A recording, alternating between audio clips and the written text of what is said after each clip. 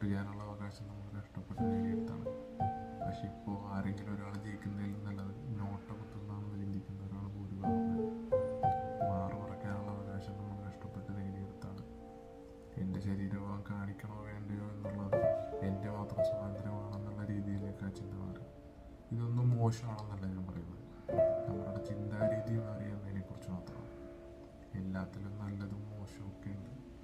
ഇതാണോ അതാണോ നല്ലതെന്ന് തിരിച്ചറിയാനുള്ള കൺഫ്യൂഷനാണ് ഡിലേമ എന്ന് പറയുന്നത്. പക്ഷെ ഇതിനുള്ള വിവേകം ദൈവം നമുക്ക് തന്നിട്ടുണ്ട്. അതുകൊണ്ടാണ് human is A rational animal എന്ന് പറയുന്നത്.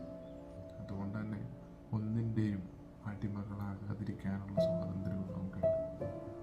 പക്ഷെ നമ്മുടെ സ്വാതന്ത്ര്യ ചിന്ത സൊസൈറ്റി റൂൾസായിട്ട് ചേർന്നോളെന്ന് ഒരു നിർബന്ധമില്ല.